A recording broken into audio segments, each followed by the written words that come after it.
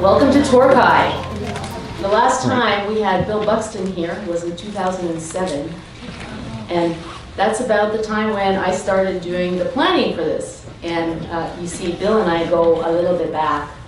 A little bit as in my third year computer science, in this very room. I took a course. He was a professor. It was called Interactive Computer Graphics. And he made us like draw lines, first principles, draw them, write the algorithms. And he said it was so easy, I could have done it in an hour, and we had all suffered overnight. But the fact that I'm here in front of you and that we're having this event is actually all back to Bill, because if it wasn't for him being as motivating and encouraging and inspiring, I wouldn't have gone on to do the master's. I wouldn't have had the first job that I had, which was researching for him and Ron Becker for the book and the conference, which now, almost 30 years later, we're going on to next week. And continuing on to get master's, just like him, at the University of Toronto. And actually that was also when he got his first honorary PhD of 4 now, including the one from U of T, which came in 2013. That was huge. It was great to be there and share it with you. Bill's been really an inspiration to thousands of technologists and designers and artists, and he's on first-name basis with most of the CEOs of technology companies. So it's really an honor to have him back here, and I want to share with you sort of words of inspiration that he gave me when I met him all those years ago. I say 30 years, but I was 2, so you can do the math. He said, do what you love, follow your passion, and the rest will follow. So that's why I'm here, that's why hopefully you're here, and that's why Bill's here. So thank you for coming. It does feel pretty funny to be back in this room. I've spent multiple hours in here. Alona made a mistake because she studied computer science with me. If any of you studied what I did from when I taught a course or two at OCAD, I actually did the opposite. I took marks off for good work. And that's because sketching isn't supposed to be good. It's supposed to be fast. And so you just took the wrong course. And it's also just, it's actually fun because I had the same relationship maybe you had with me with Casey Smith here, who anything I know about hardware came because, well, actually it came in directly from you because you just handed me the CMOS book and said, read this, it's really simple. And the second thing you did is to say, if I had other questions, say, ask Guy Fedorko or ask Larry Sasaki. But what I didn't learn from him is how to be concise.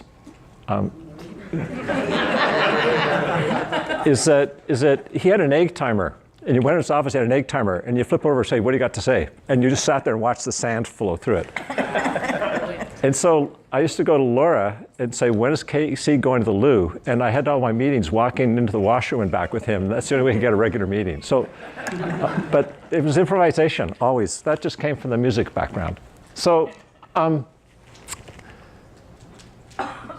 this talk is just to talk about a couple things I'm really passionate about, but they also happen to coincide with the small exhibition that opened yesterday and is on for the next little while. So it's basically going to walk through the stuff in the exhibition, but the exhibition is there to make to emphasize about some themes, about things I believe really strongly, and which contradict what typically is being taught in universities and art colleges and practice, and that's this notion, it's what I would call the Edison myth, that if Edison invented everything he's credited with, what were the 1,000+ people in his laboratory doing?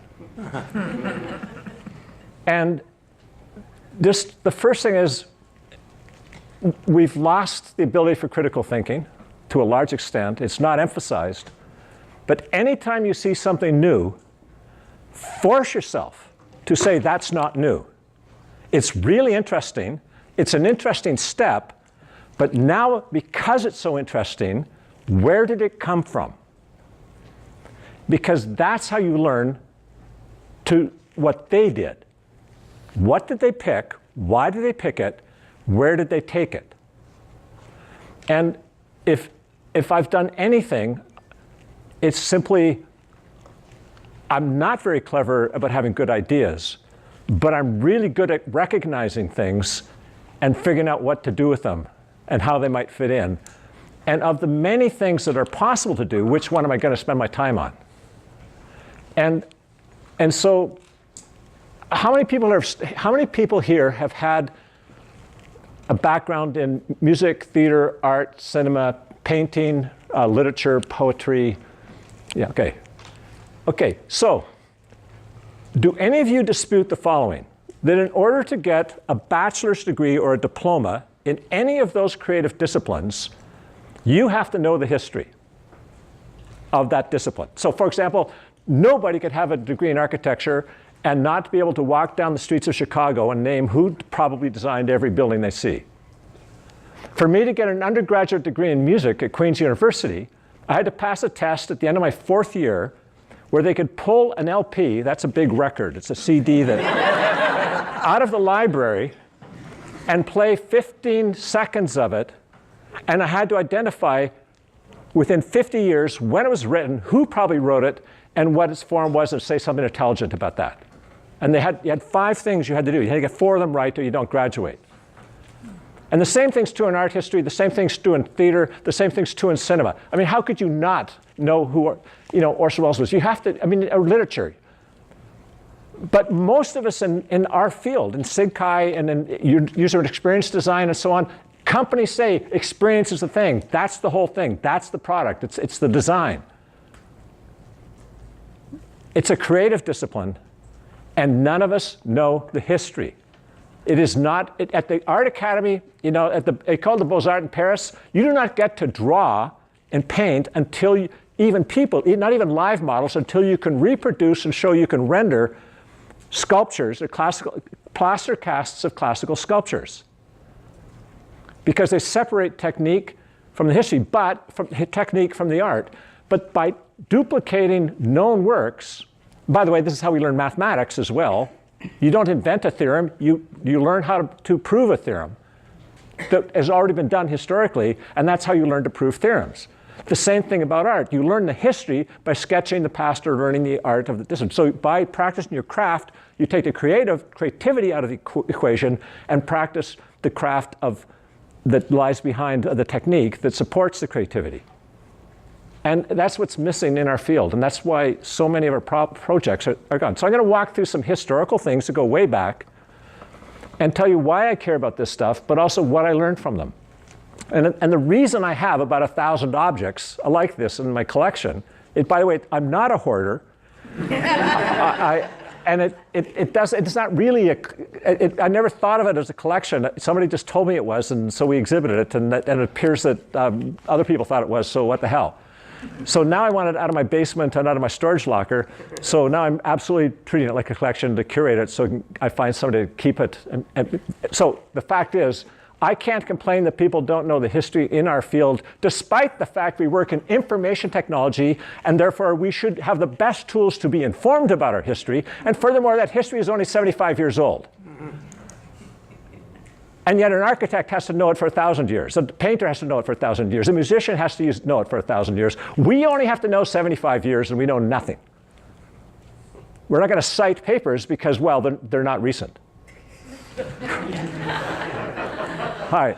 So we're going to go from postcards to virtual reality and back and see if my clicker works. Of course, it doesn't. Nothing works. Without ever leaving. So we're going to go there and back without leaving because they're the same thing. We just don't see it that way. Marcel Proust has this great line. He says, "The only true voyage of discovery is not to go to different places, but to see through different eyes." And by showing you things that are old, some are kind of new, my whole goal here is to give you different eyes and then to spread the word and steal as many anecdotes as you want because that helps. So we're going to start with the Headspace. So we're going to start with this. This is something I did some work on, but it's called HoloLens. What's interesting here is that this thing is a full-on super computer. When I was at graduate school, this thing has in it probably more computational power than existed in the entire world when I started graduate school. And it's fully freestanding, stereo, full-on spatial audio. And it's kind of state-of-the-art, but actually it's not, because it's 2 years old. It's pretty outdated. And we can look at that. And so this is just, what's interesting about this is, A, it's not virtual reality. It's augmented reality or mixed reality because you can see through the screen. By the way, my favorite thing about this is if you're flying economy and you're flying on a plane, there's people around you, and you want to do corporate private work, you can slip this sucker on if you have the nerve. You can still see the drinks tray coming down the hall, so you're engaged in the role of the person beside you who wants to go to the loo to get over you.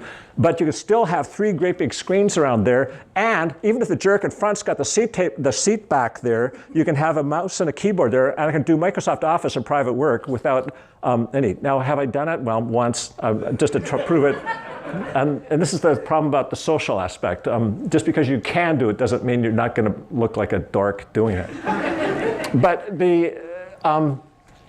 it is freestanding. It doesn't plug into anything, and including the computer. And it's a kind of interesting thing on mobile. And we're going to talk about some headsets. This is an interesting headset. So it's a big honking set of audio headphones. That's what it appears to be. But what you do is you, come on. You slide it down like that, and it's got a nose piece, and it's got an iPhone's there too, so you can get a full-on stereo if you want a cinematic movie in front of you, so you can just sort of ignore everybody else in the plane, go to sleep, and you can watch whatever you want privately, and then flip it back up over your head. And it's kind of interesting, and you can either hook it up to stream stuff from your phone or whatever, or your machine, whatever, Wi-Fi and Bluetooth, or you can actually download stuff right inside, so it's independent. This one you probably feel a bit more comfortable wearing on a plane. You don't see a lot of them around, but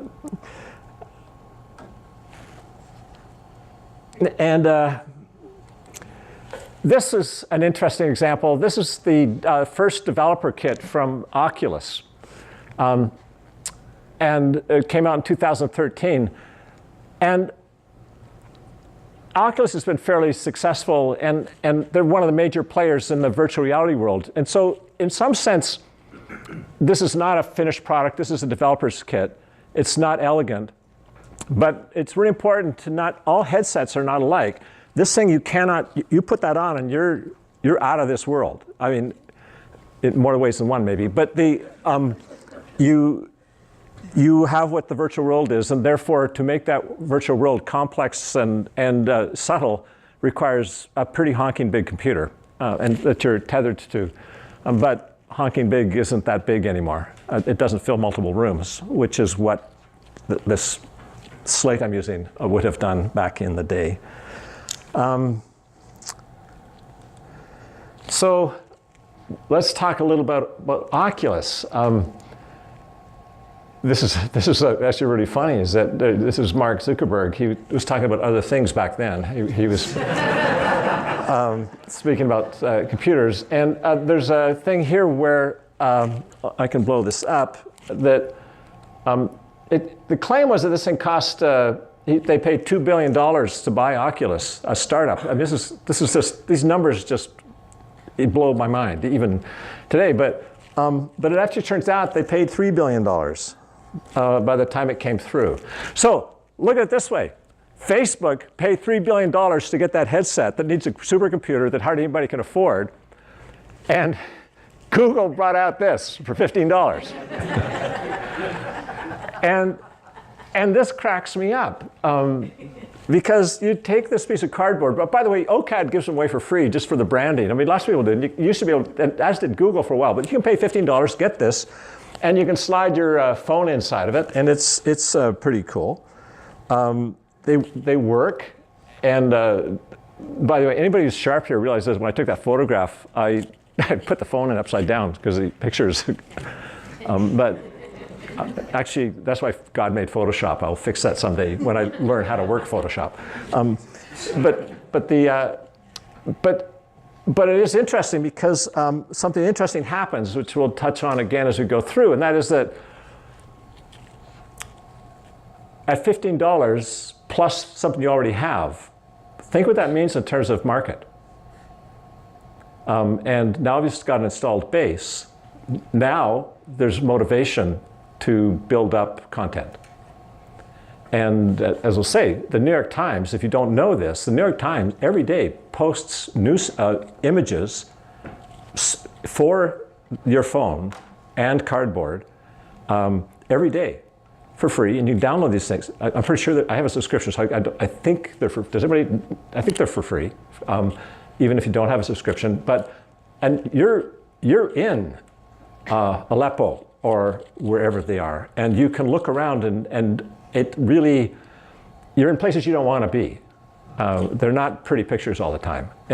But if you want to step there without getting shot or gassed, you can do it, and that's the delivery vehicle. So, it's interesting because newspapers don't have a lot of money to spend these days.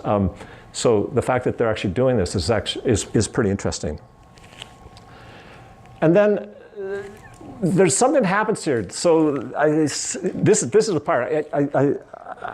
I have a few scientific, published articles. I guess I think in the 20th anniversary of SIGCHI, Shuman Jai came and told me, "Hey, Bill, did you know that you've published more papers in SIGCHI than anybody in the world in the first 20 years?" And the answer is no, I didn't know that. I mean, I'm not anal enough to count. I don't know that, but it was a trivia question on the 20th anniversary. So I'm just saying that, not to boast, but to make, or not even to make light of that, but to say, I wrote this 2-page article that took me an hour or two and published it in Business Week, and more people read that than all my papers put together.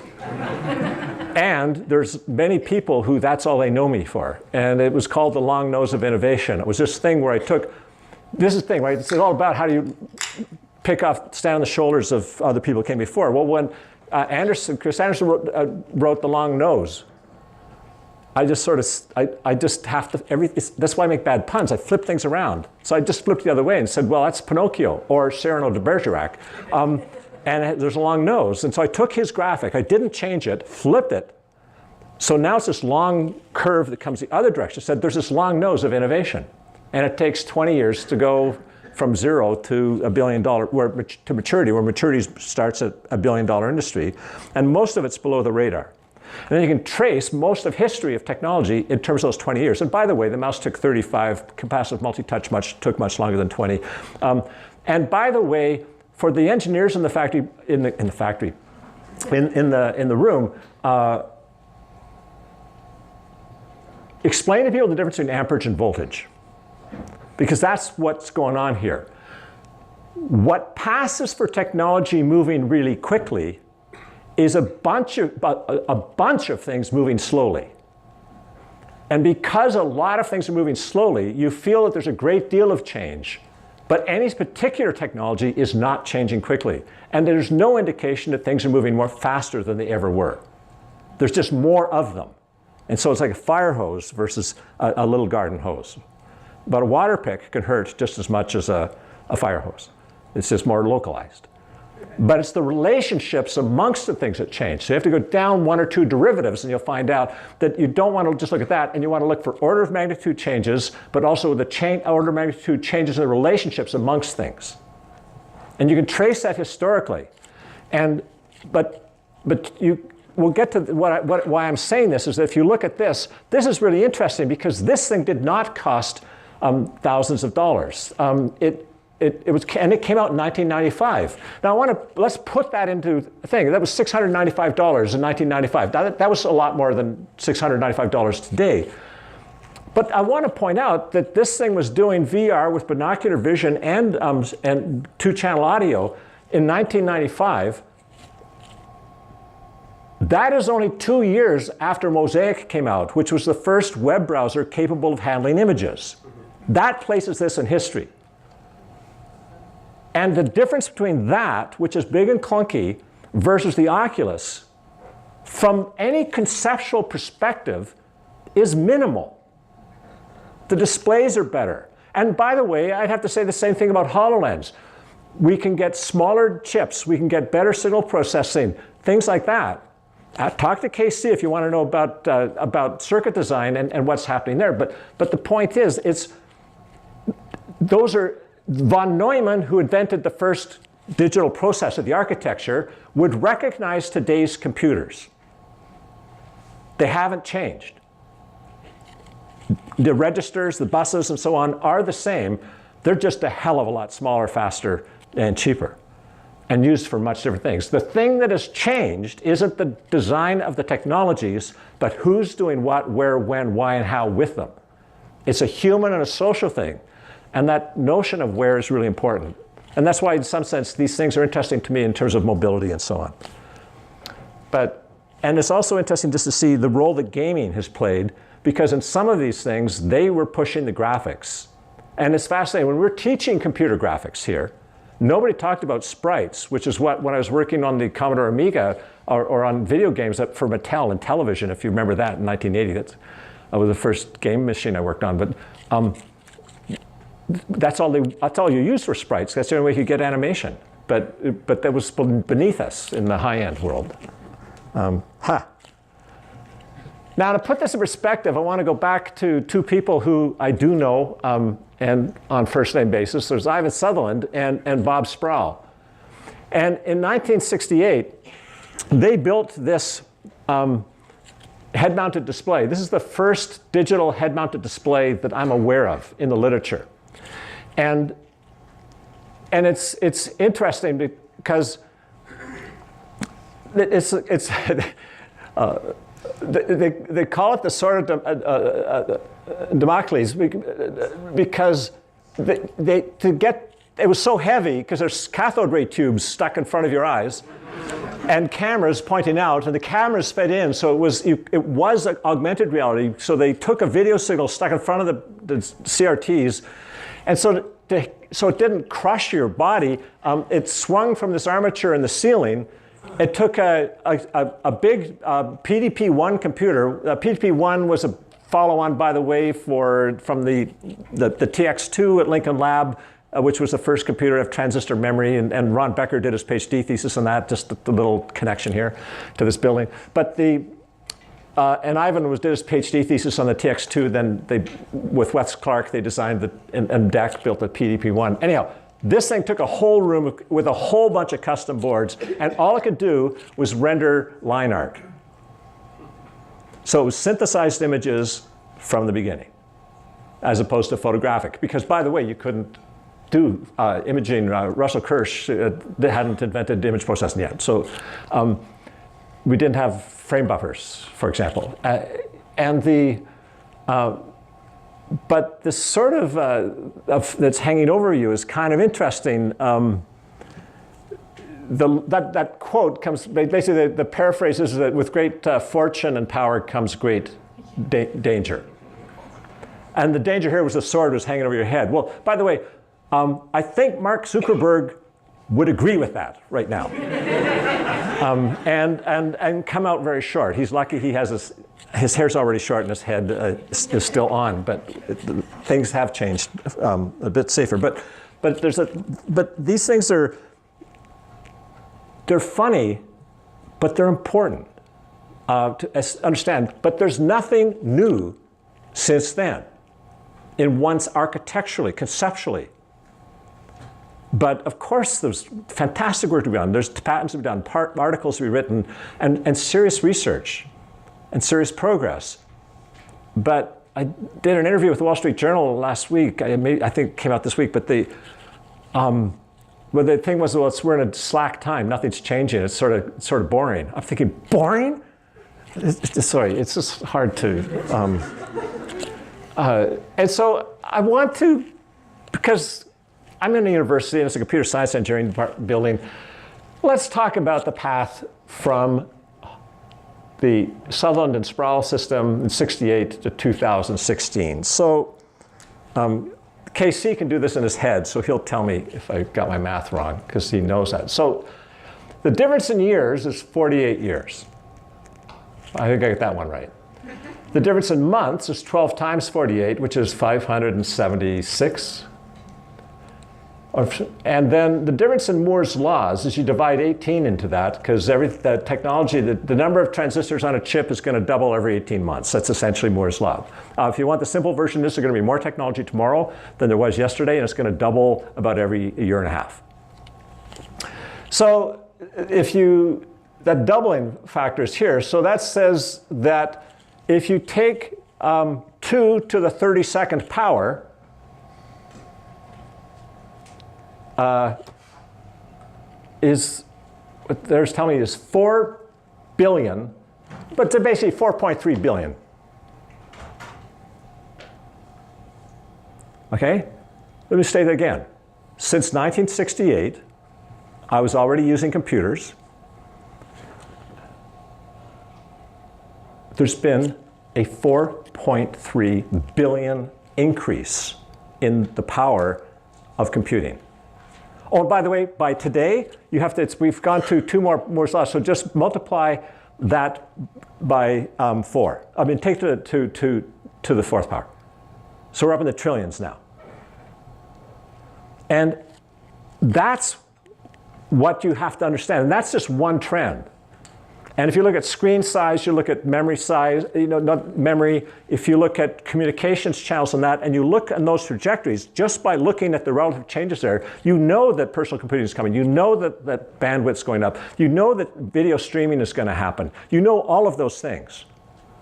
But my experience in the industry, even at Silicon Graphics, which was making the top end things, everybody there could cite Moore's law, and not a single person believed it. They believed it intellectually because they're not stupid people, but at the visceral level, nobody believes it. So when I said, we're starting to build this new system, an animation package in this case, in 1995, and I said, by the time this is finished and shipping, and especially assuming it has a 10 or 15-year lifespan, you have to assume that everybody's going to have what was called a reality engine. That's a $50,000 computer on their desktop for $2,000. And that prediction was absolutely right.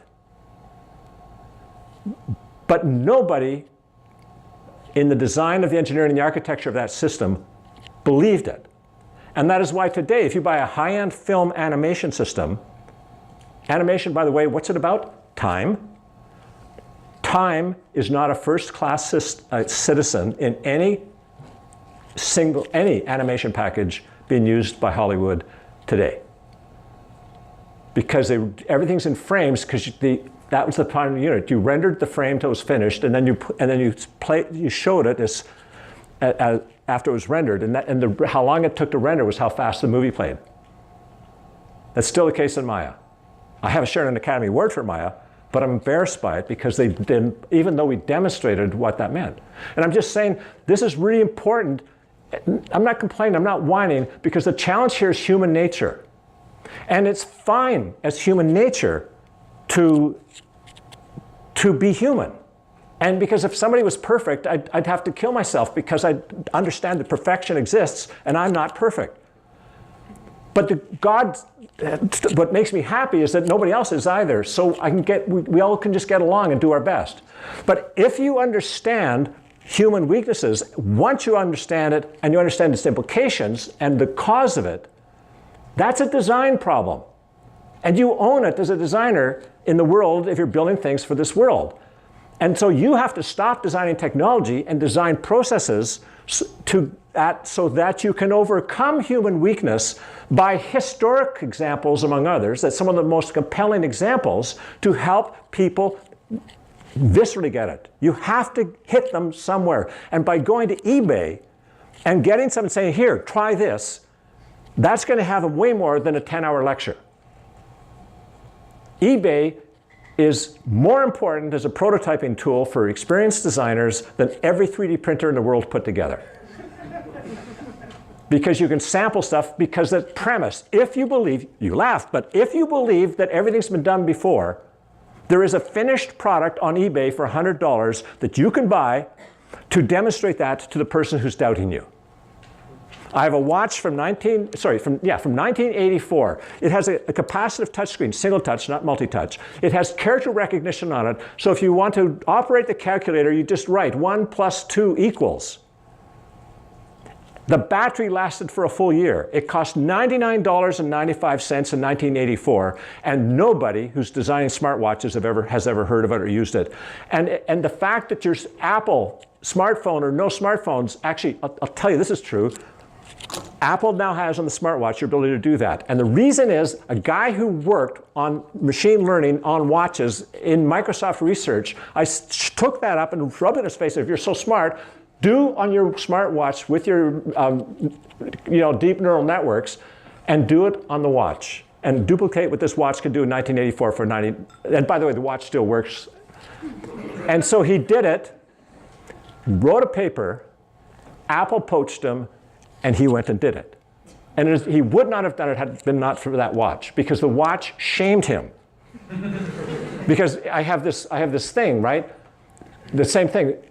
If you know that the Palm 3, that you could take out the Palm Pilot 3 from 1998, point it at another thing, and immediately transfer your name, address, or anything you had on the screen completely securely. You could stand right beside me and you couldn't intercept it because it was line of sight, because it's using this primitive, terrible technology that we had to replace with Bluetooth. But it was line of sight. And now Bluetooth goes through walls and all over. You have no sense of who you're pointing at. Shouldn't our mobile devices be able to do today what the Palm could do in 1998? But if nobody knew that the Palm could do it because it's too old-fashioned, why would we care about that? Then you do it. So again, I'm working on a project with Nokia. Bam, I bought everybody from eBay Palm 3s and made them start to pass things back and forth. And you get to keep the Palm Pilots. And I'm not joking. That's how you do it. And they don't teach you that at design school. But if you want to get stuff done, that's what you have to do. And you'll get all these excuses of why stuff should suck. Because they've forgotten. It doesn't suck. Our memories suck. You have to take deliberate efforts around that. So this billion differences in the realms of billions are kind of important, but they're also predictable. It doesn't happen overnight. So let's go. So why stop with Sutherland and Sproul? So let's go back. What actually happened and what can we learn from it? So I'm going to take you back to 1838. So this is Sir Charles Wheatstone. Now, if you are a kid, you've actually played with some of his stuff. My wife, Liz, collects them. They're kaleidoscopes. This is the inventor of the kaleidoscope. Kind of cool. But he's the first person to make an apparatus so that you have virtual images stereographically. He built the first, there's some debate about this, but I'd argue he built the first and sort of published the first paper on doing this. I am anal about certain things. When I read somebody like that, and you have to get in this practice, don't say, oh yeah, there's this person called Wheatstone. No. If you're at the University of Toronto, you get a free access to the library. You have every journal around. Get the bloody paper and read it. It's a fascinating paper. And when you get it, you find out there's the apparatus. Those are the drawings out of the paper. Got them, pull them off the university. I usually try to buy the book. But there was, I'm cheap, so it was a couple $1,000s for the journal because it's old and it's important. But I make up it. My library makes up for it. It's compensated. But so I looked at those things and I said, well, that's pretty interesting. And this is that's a fact to you. So it basically had these two mirrors mounted on a little pedestal with two images on either side.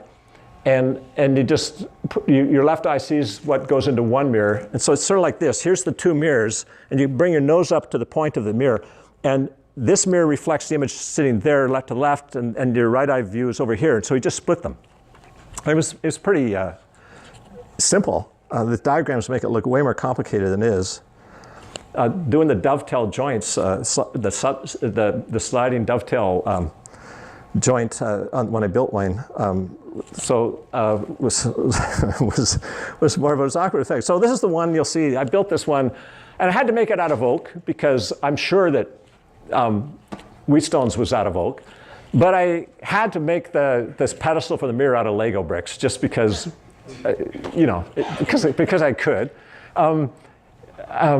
They're beautifully machined, so they're perfectly at right angles and whatever. But the thing is that that's basically the apparatus. Not very portable, but it worked.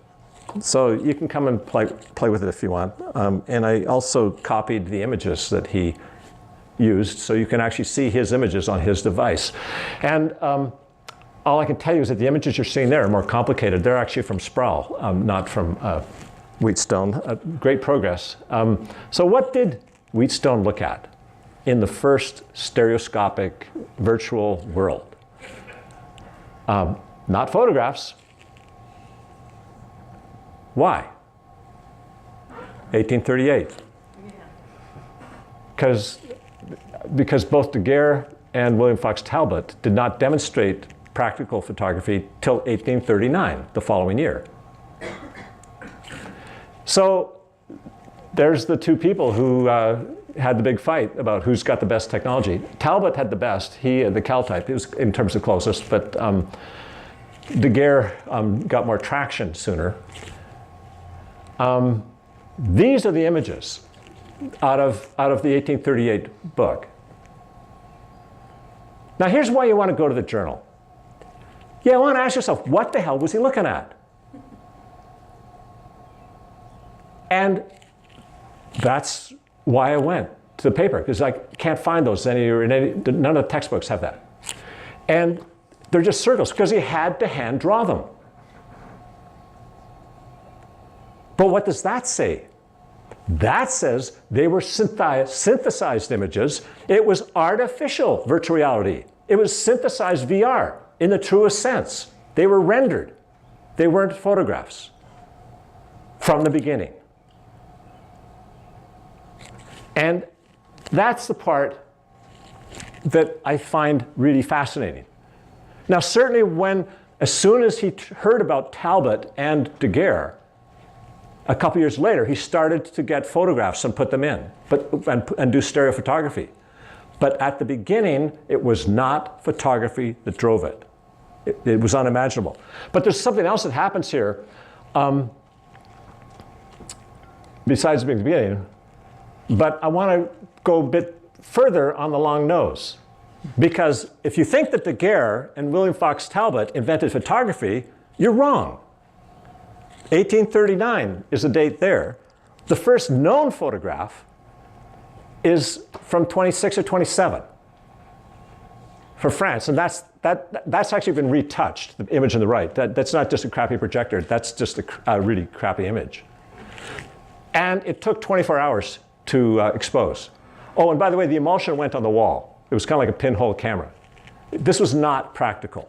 And you're not going to take the building on vacation with you to take pictures. But I don't know how, either I've made a typo or I just don't know how to pronounce PCE, but there you have it. So I'm just saying it keeps going back and back. And I'm sure somebody's done something even before that. The camera obscura was there before. It just didn't have storage. But what happened after Wheatstone? Oh, I forgot to tell you something. This is history repeating itself. The stereo viewer, the technology and the concepts from Wheatstone came before photography, so he worked with line art. You saw the image that Sutherland and Sproul had. It also was line art because he didn't have digital imagery yet. So you have two people innovating with the same concept of stereography using different technologies, and the accompanying technologies for the image creation as opposed to the image viewing was equally, the viewing technology was ahead of the generative technology. And they resorted to exactly the same kinds of images. Sproul and Sutherland were able to use the computer to do their line art, so the perspective was better because they knew the math and they could do it faster, but they were still very similar. But it's interesting, and it was right there, and it's from the beginning. So there's this guy, Sir David Brewster, who came along in 1849. His book, but you can find his book online. His book is fascinating. He wrote sort of the whole history. And he doesn't like Wheatstone very much. When you read his book, if you would like gossip, read the old gossip. It's really cool. It's better than it's better than Trump, right? So here we have. He built this thing, which this is the one I have. I actually had to restore this one, but this stereoscope is basically a box with, and it's a lenticular stereoscope, because what he figured is instead of using a mirror, the reflective stereoscope, you just put some lenses, and then you have a sort of a piece of wood in the middle, and you look into a box, your left eye and right, it's all coal black on the inside, and you put the stereographs down at the bottom, and you look at it. Now, if you have an opaque stereograph, you then, see that on the top left, there's a little trap door opening on the side. That's got a mirror on the bottom. And so you can hold it like this, and you hold that up, the flap, and then the mirror catches the light, reflects it back down onto the stereograph, so that's how you can see the stereograph. It's opaque. And if you're using a transparency for your stereograph, you pull out you close the light, and it's fogged glass on the bottom. And so on this one, I had to replace the glass and replace the mirror and do some other stuff to it, but it actually works pretty well. And so this dates from about 1875 is my guess. Most of them were made in France, which is because the French loved this stuff.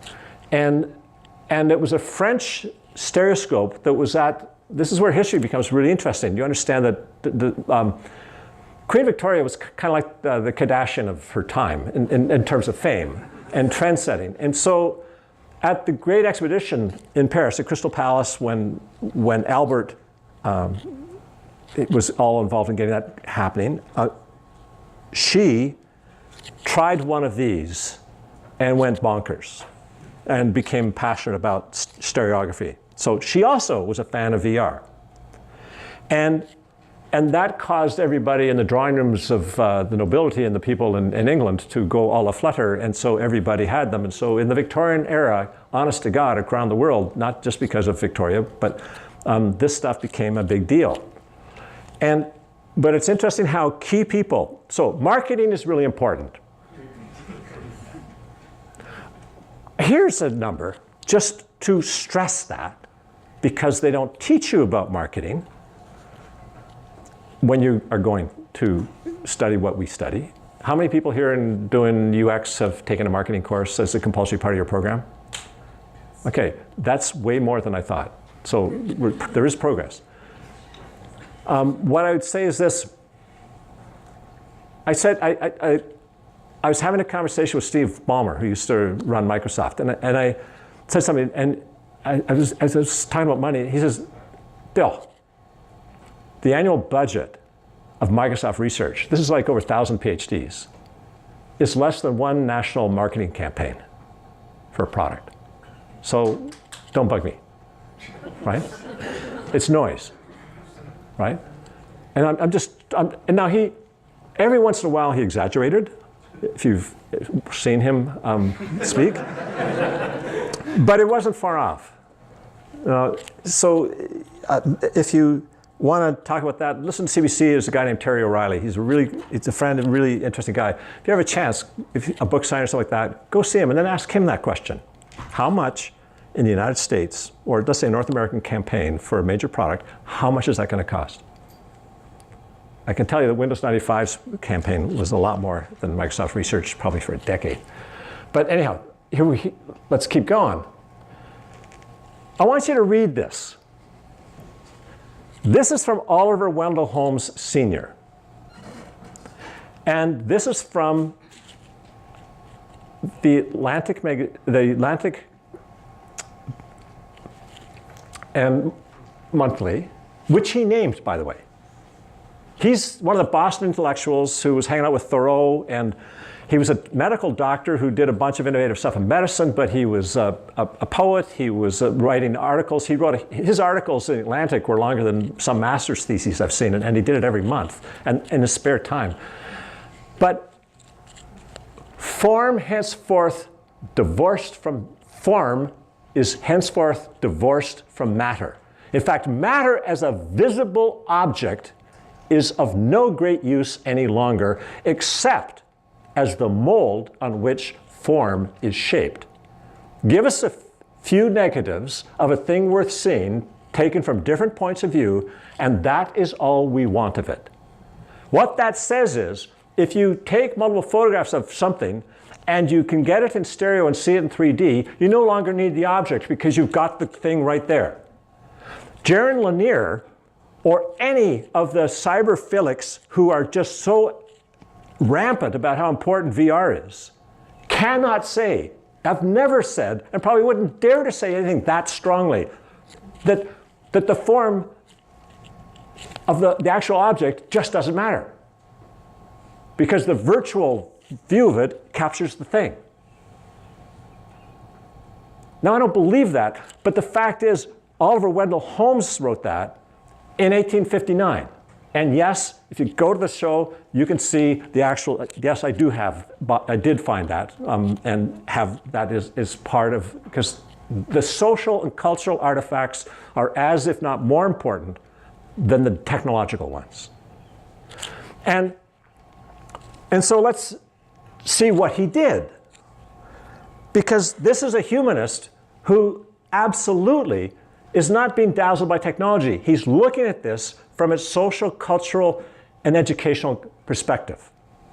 He's not thinking about technology. But what did he do? He invented this.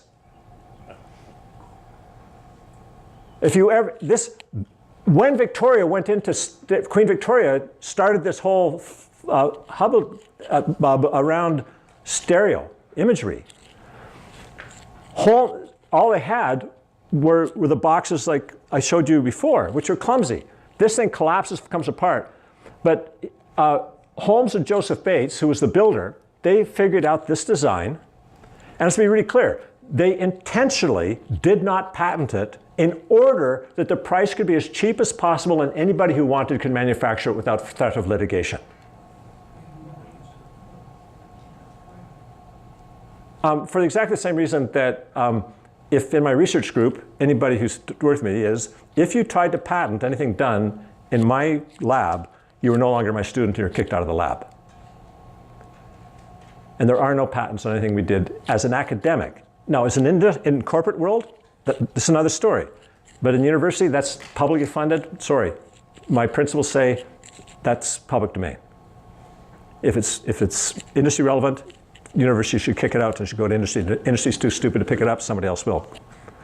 But the point is this, that came out and that took over and dominated from right up until about the 1930s. And now I want you to take a look at the image that's in there, because we're going to come back to that image. And the image in that stereoscope, which is one you can look at, the original, was made in 1871. So this is an issue of National Geographic. And this talks about the geological survey of America as the railroad was going west. It's sort of like the Palliser expedition in Canada. They went out and they took two artists with them.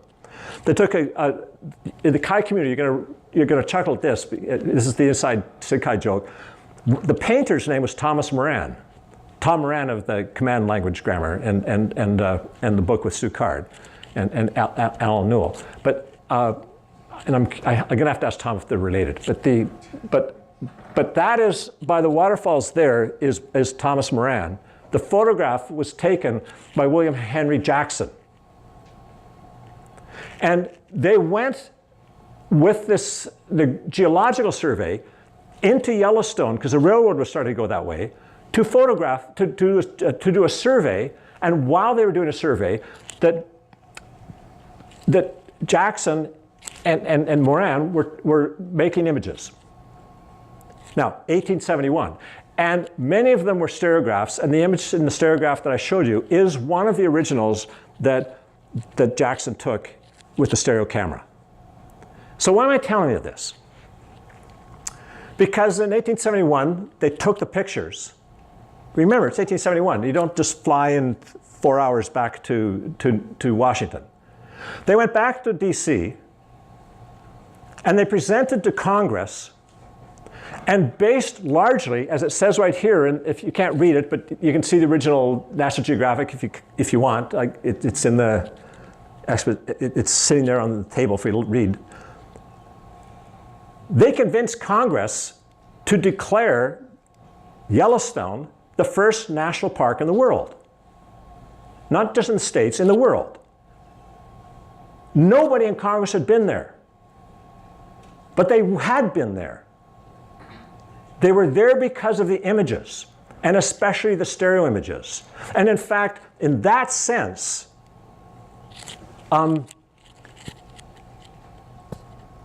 Holmes was right. And in the next year, in 1872, is when that was declared. It took less than a year. Have you ever seen a government move that fast? And so the point is that the technology played in something. Now, the national parks, yes, I know that Utah right now, they're kind of being undone by that, but what's been undone, how you can say is, I'm not American, but the fact is that he's flip-flopping so many things, he may flip-flop on that, cutting the national parks to hell in the hand. But anyhow, the point is this technology, its impact went way beyond the parlor rooms and just sitting there for enjoyment and watching television or watching slides or whatever you had. It made a significant difference in something that's really important to anybody who enjoys the outdoors and thinks parks are a national treasure. And this is the quote right here. Moran's color sketches of Yellowstone's and blah, blah, blah. And the images taken were huge influences on the creation of national parks. And this is the slide that I showed you. And Hayden's survey was really, really important in all of this. But the fact is that scientists and artists were traveling together and deemed to be complementary. Again, unusual. Look at the impact when that happens. Understanding that. So if you're trying to say, I think that there should be artists in the lab, actually I should say that. I came to the University of Toronto not as a student, but as a professional musician who'd been living in Holland, corresponding with a professor here who had exhibited in the first curated show of computer art in the world. It was called Cybernetic Serendipity. The artist's name was Les Mezzi. And I saw what he was doing graphically, and it corresponded with what I was trying to do musically. And I had a computer system in Holland that I was working on. And so we were writing back and forth before email. We're talking 1973, 74. And finally, no, that's not even true. Is that true? Yeah, 73, 74. And finally he said, I cannot help you anymore. So why don't you come to Toronto and you can be an artist in residence in the computer graphics lab. Now, we don't have an artist in residence program. There is no such thing, so we will just make it up. It will happen. We'll give you a key. We don't have to tell anybody. You have a key. We'll give you an account. You can do things. And when I arrived, KC and Ron Becker and him, these three people just sort of adopted me. And I have no idea why, but thank God they did. And they just said, OK, now you need some money, so we'll help you write a grant proposal. What's a grant proposal? I had no idea. I'm an artist. What the hell? So the point was, that combination and the milieu that created by having the arts and sciences in that same room has led to, I think this department may have more Academy Awards out of that small group than most universities in the world. Because Bill Reeves, for example, who was the co-founder of Pixar, was my office mate. And he was my roadie too when we were off in doing concerts. It was just like, it was great. But anyway, the point is that this art and science thing, this is part of the history. And it's not just this example. If you see an example that you think is interesting, but you need more than one data point, just start paying attention. Keep notes. Collect them. Haydn's inclusion of Moran and Jackson is very important. By the way, Jackson Hole is named after Jackson. And so what came next was this true view. This is 33, 35, where you basically are using rolls of 35 millimeter film, and they do stereo pairs in that, and you stick them in the side, and it's really funny because this film strip's here outside, and you crank it through like you do with a ViewMaster, and it comes out the other end. Then you have to take it out, pull the whole thing out, and then you have to re-roll it by hand, sort of like back in the days of tape recorders. And it's not like a cassette deck that you can flip it over and play it the other way, or a record. You have to rewind it, and you're using the raw film. It's not a good thing, but it actually had a fairly long life. It got killed. It actually got acquired in 1954, if I remember correctly. But so they had a reasonable run. So this brings us to the ViewMaster. And that is the ViewMaster Model A. And I have the Model A, B, and C. And it's not recognizable as a ViewMaster, but what I do want to say is the reel is absolutely recognizable. And the reels that were in the very first one will play in today's ViewMasters. Not the digital one, but everything up till that. So there's some interesting things about this. But the Model A was out, it was on the market till from 38 to 44. They made some adjustments to the plastic, but the basic moldings were the same. The plastic just wasn't, they weren't good at plastic in 1938. Let's put it that way. But the thing is that 16 millimeter Kodachrome, that is do you know the difference between Kodachrome and Kodacolor? Kodacolor is negatives, Kodachrome is positive on the film itself. So if you're going to print, you shoot color negatives, and then so the film after you develop it. 16 millimeter came out 2 years earlier, and so they figured, oh, by having that technology, new technology, they put 7 stereo pairs in a circle on a piece of cardboard that's protecting the film, that loads easily into the I said the camera, but I meant that. And you don't have to rewind it. And it's color. And I have the slides from 1939. It was launched at the New York World's Fair in 1939. And I have there's a number of slides. I have some of the slides, some of the original reels from 1939. And the color still holds up. The Kodak, let's put it the way, that media holds up better than some of the digital media. If you've got any images in a format that are no longer supported and you don't have debabbilizer. But here's how you loaded the reel. The front opens. It's like that BMW bubble car. You flip it open and then you get in from the front. And it's like a LP record or a 45. If anybody remembers what a record player is, they have spindles and there's a hole in the middle and you stick it on. Well, that's how you loaded it. And it was kind of neat, but I want to go to a different place for a moment. A little bit back to Jackson and Moran, because I want to make it clear that there's patterns here. You, again, as a data scientist, as I'm not, but I pretend I am, that I know that I need a reasonable population to sample from, and I need a reasonable number of samples from that population to be able to draw any conclusions. Otherwise, I'm just picking and choosing my examples, and I'm not worthy of being taken credibly. These are photographs, picture postcards, from a company called Sawyer's that was founded in Portland, Oregon by somebody named Sawyer, who started off with a drugstore that did photo processing. And the thing about it is, he became the largest supplier of photographic travel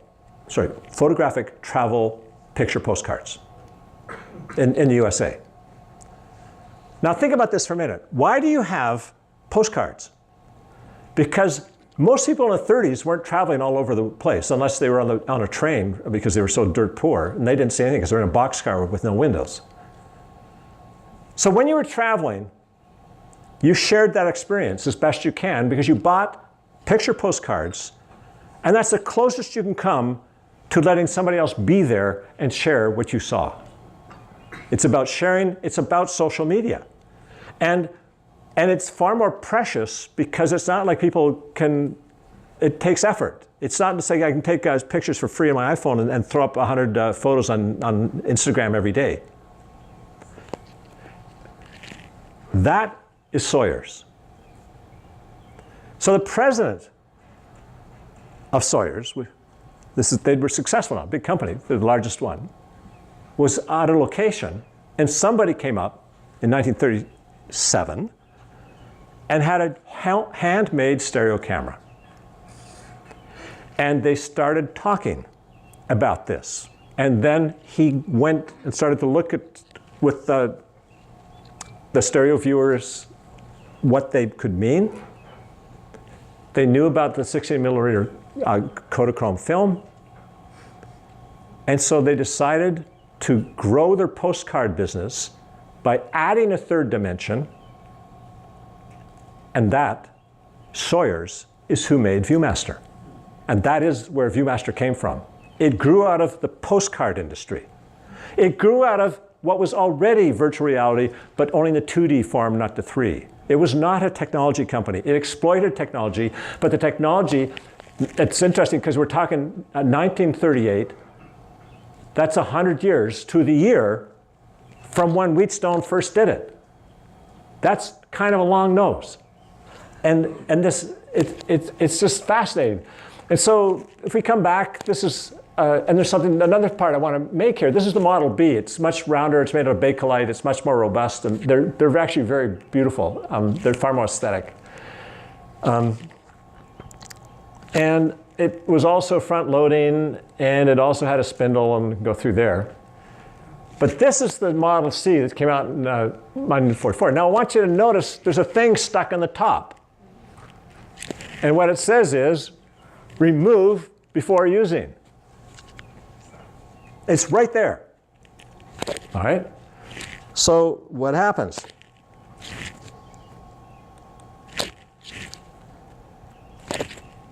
Hello? That's what happens. It pops out. And it tells you to put the thing in there. It's no longer front loading. You had to teach the customer, you don't need to tell them once, how to load the slide, the reel.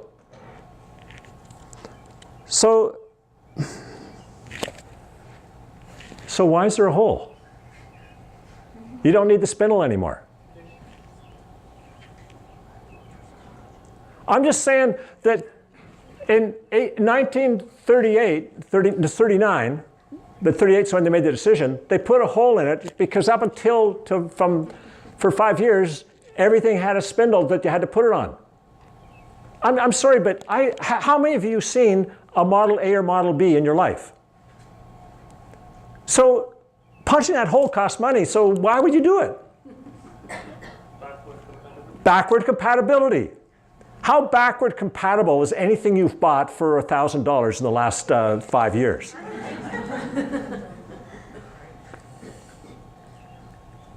I'm just saying that the media compatibility was important to them, even though nobody was going to use it. It was a matter of principle because there was going to be somebody.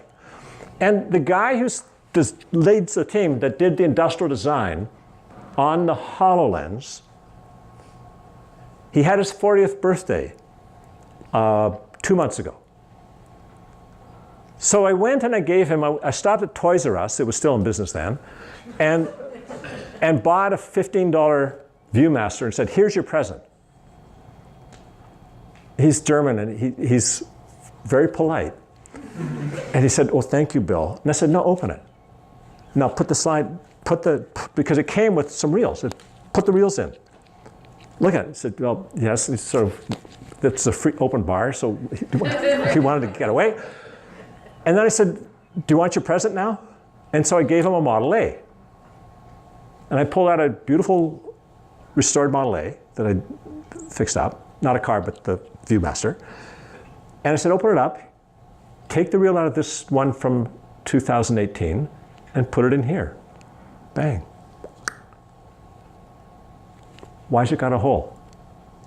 Still.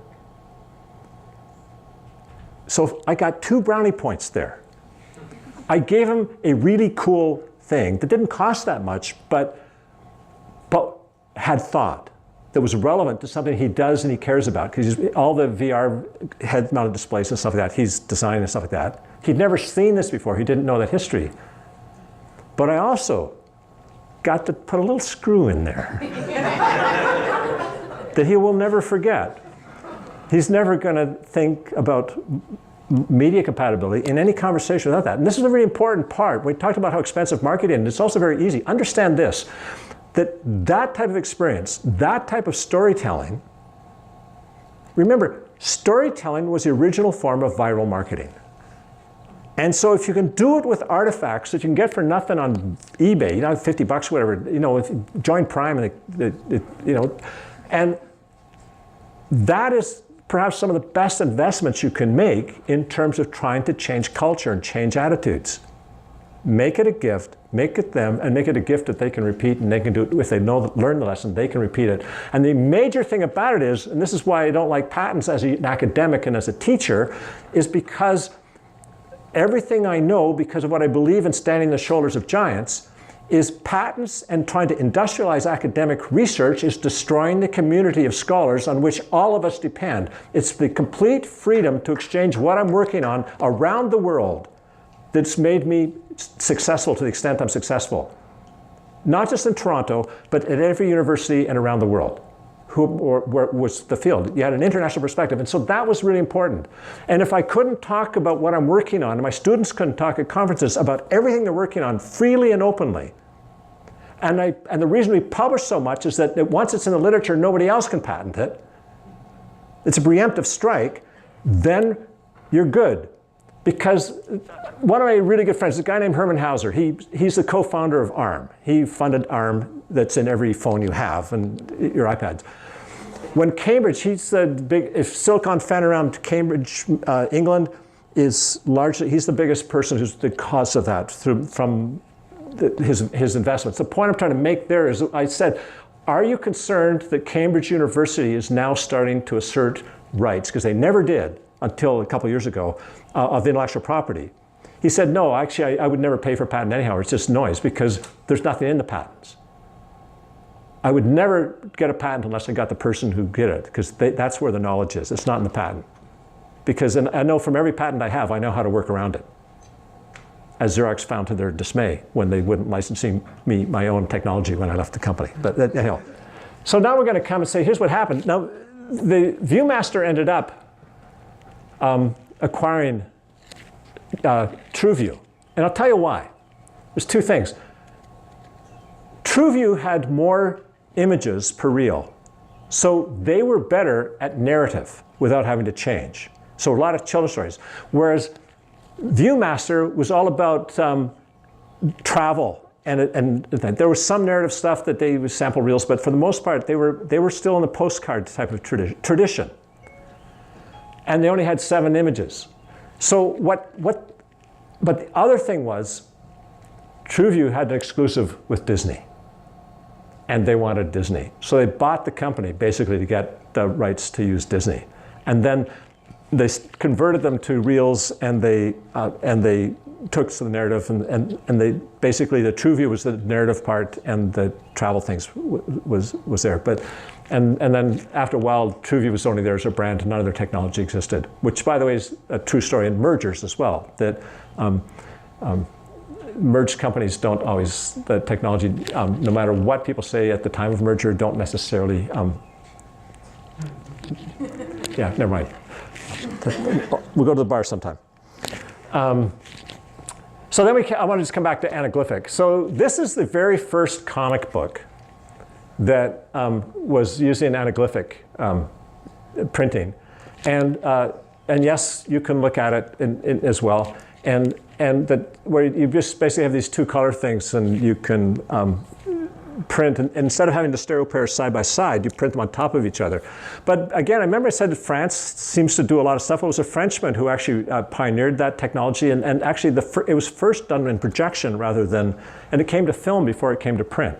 It came later, which is actually interesting, and quite a bit earlier than this. So, but anyhow, that is #1 of the first comic book issue, the original thing.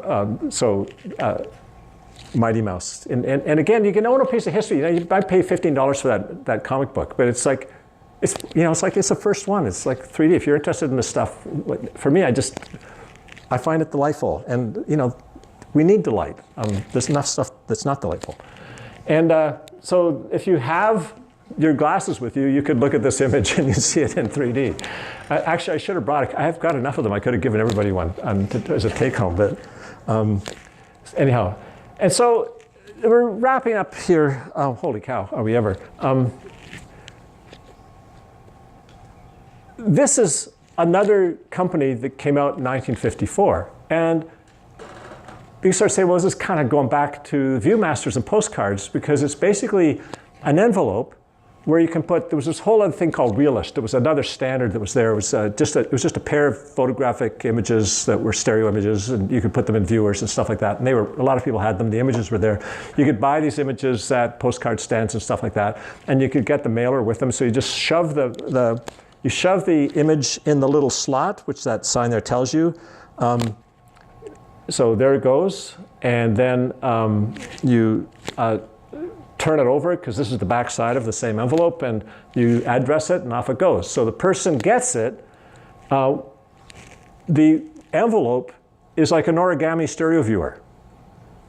And so you open up the envelope, it turns into the stereo viewer, and then you drop the image into it. So this is from the viewer's perspective. It has plastic lenses. It's pretty cool. And 1955, right? And so you get the slide, and in she goes. God, I've seen that before somewhere. Where would that be? A cardboard thing with your image goes in the front, and you just have a little lens in it. Man, I don't know. This is the best part. Forget having to have something for focus, man. They designed it so that it's a peak, like a roof of peak on the top and the bottom, because there's tension in the cardboard. And so you hold like this, and when you squeeze the peaks down, it spreads the walls back and forth. So you focus just by squeezing. And so the origami design took into account the focusing the lens. And you could get cameras that would shoot your own stuff. And it's just bloody brilliant.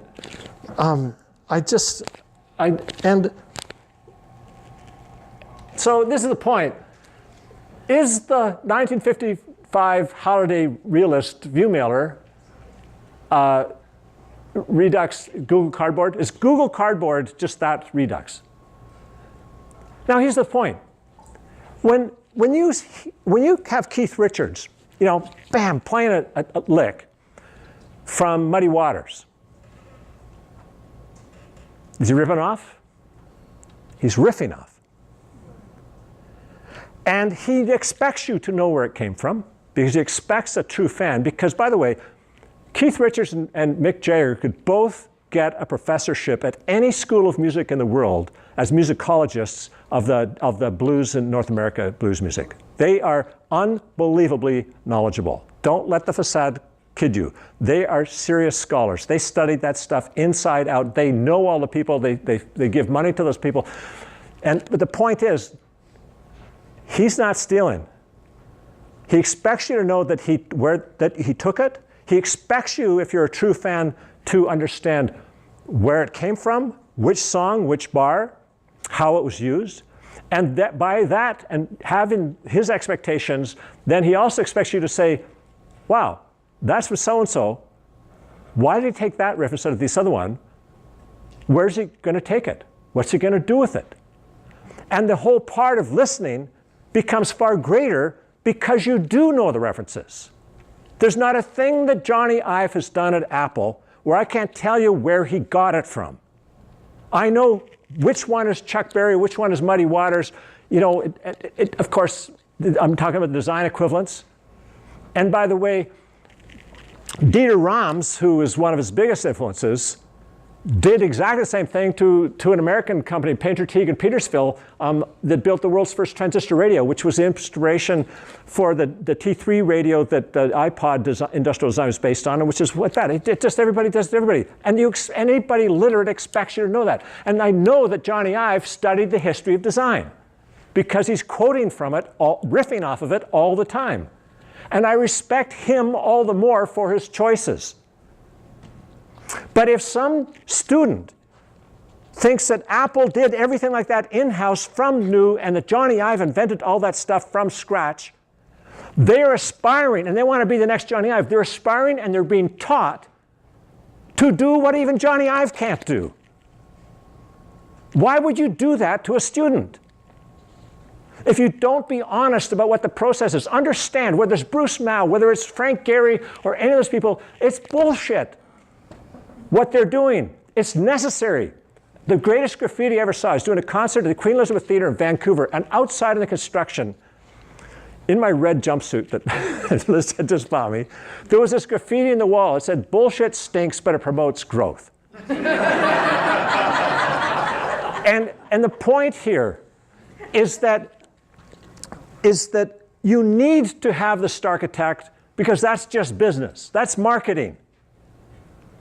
Just like when Steve Jobs, when he launched the iPhone, said, you know, in the last 2 years, we've invented this whole new thing called capacitive multi-touch, and boy, we patent the hell out of it.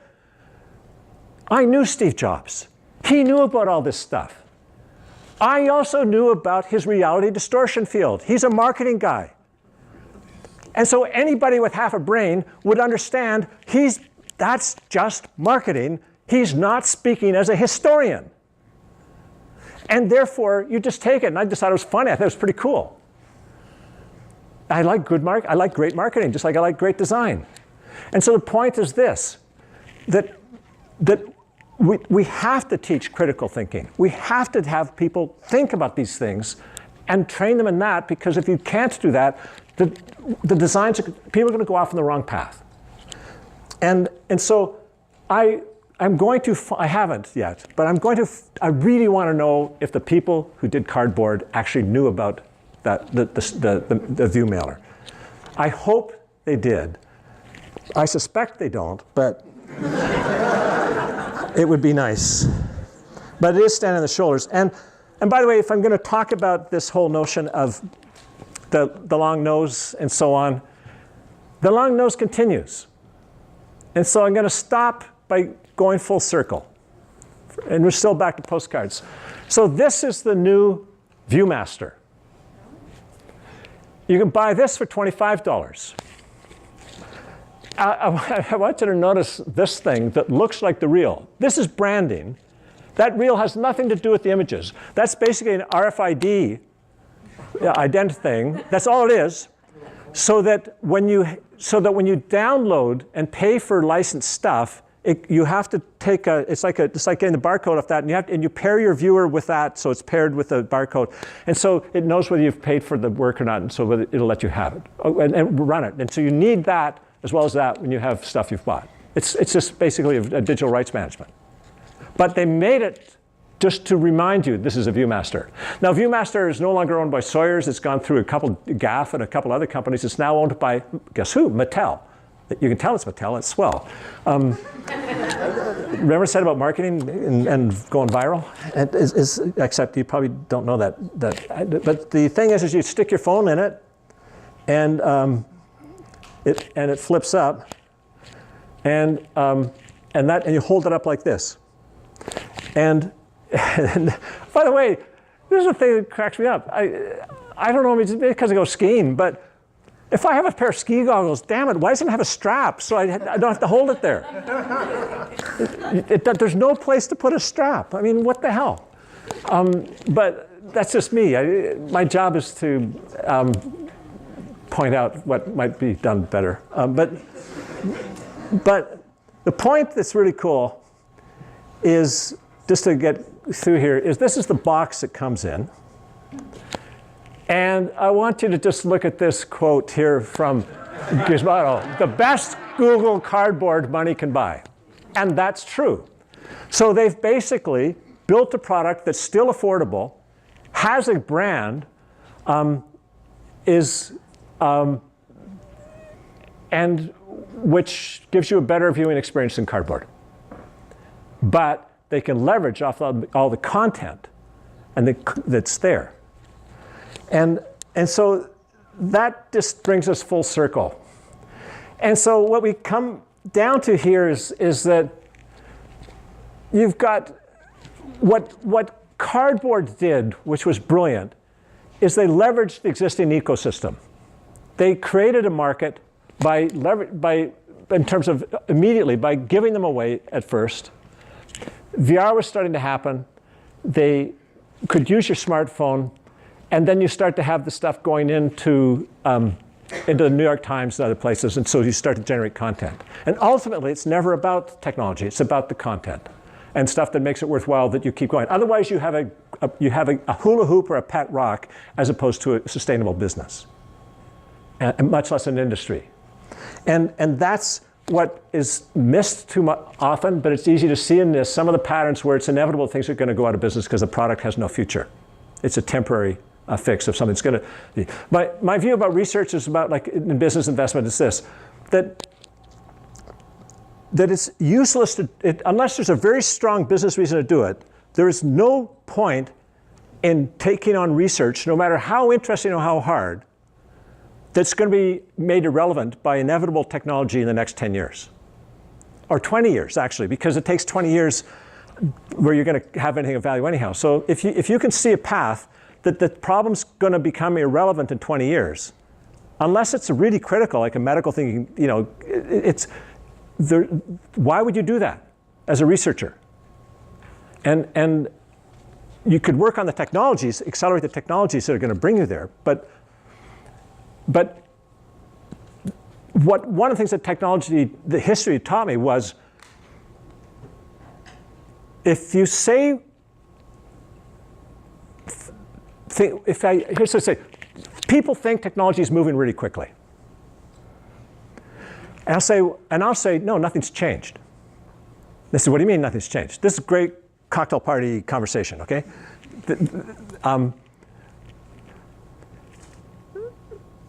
As I said, von Neumann would recognize the architecture of today's computers. It's just, but what's changed? Oh yeah, what's changed? People tell you, oh, things are smaller, they're faster, they're cheaper, there's more of them, they're networked. That's all great. But you know what? I'm not going to personally spend a minute of my time on that technology, because a neutron bomb could drop in Toronto, and that will not slow down the inevitability or stop the inevitability of those things happening on their own without us. So where's the value added? Look at what's inevitable. Let someone else pay for the research. And then figure out what to do to leverage it on a sustainable way, and do it before anybody else does. Because timing is important. You've got time, if you have the right view. Now, if you can do that, you can, by anticipation, you can start to actually have something that's sustainable that can grow and keep going.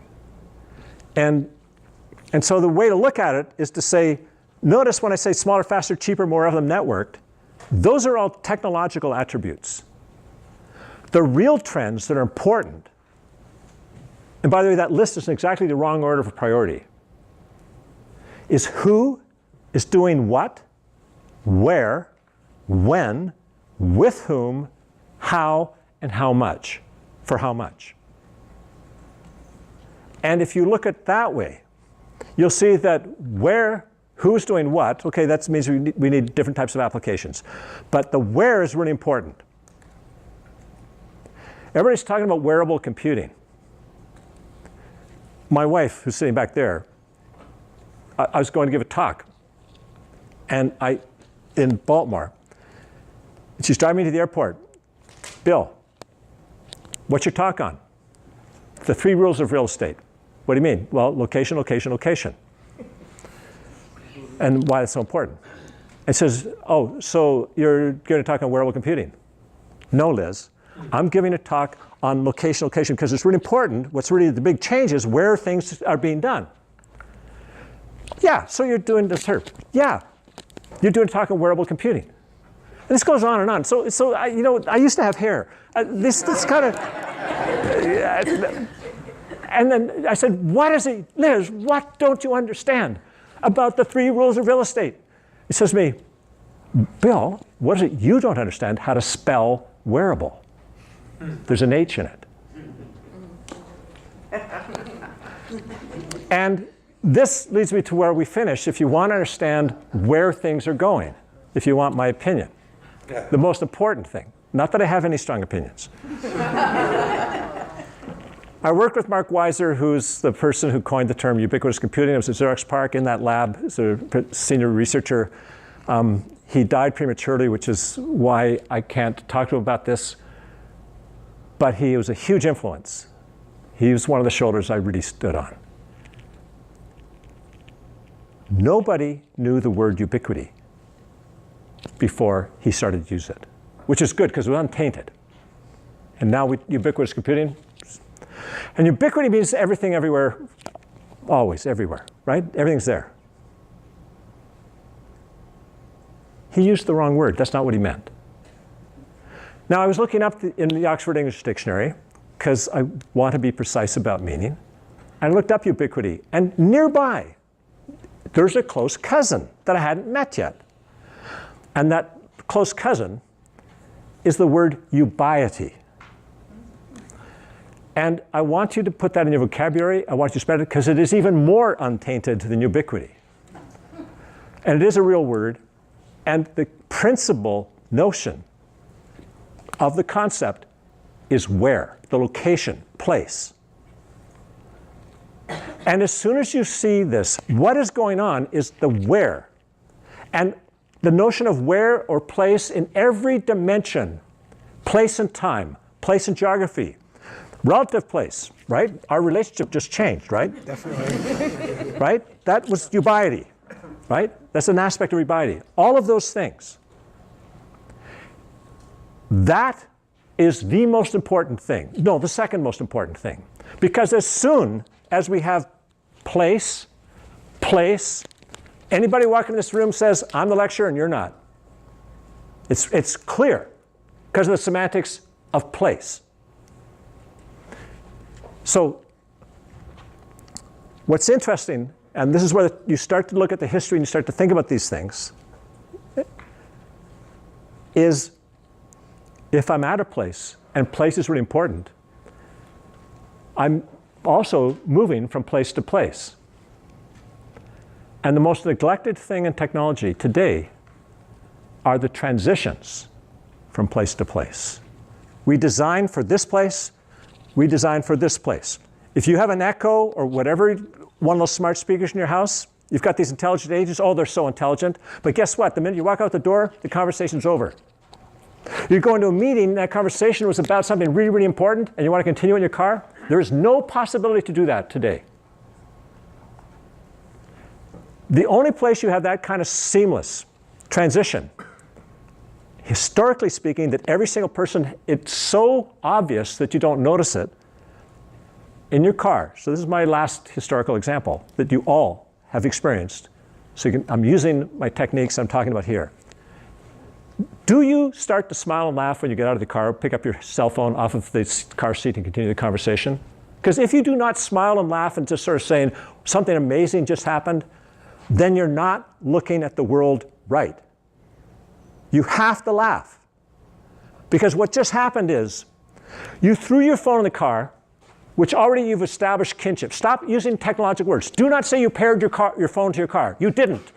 You established a known kinship. Use the language of sociology, okay?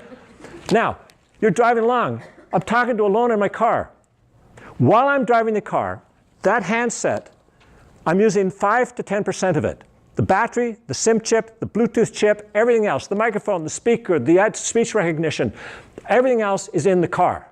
And you cannot separate the two. These two things which worked autonomously just fine, when they came together, became something very, very different. And the user interface for you user interface people is 100% of the interaction language just changed. The only way to use your phone practically when you're mobile this way is, well, you can just talk to it if you want, but it's, you look like a jerk, but is by eyes on and finger on. If you're using eyes on and finger on to interact with your phone while you're driving a car, you should lose your driver's license. It changes automatically to just speech in and speech out with a couple buttons on the steering column.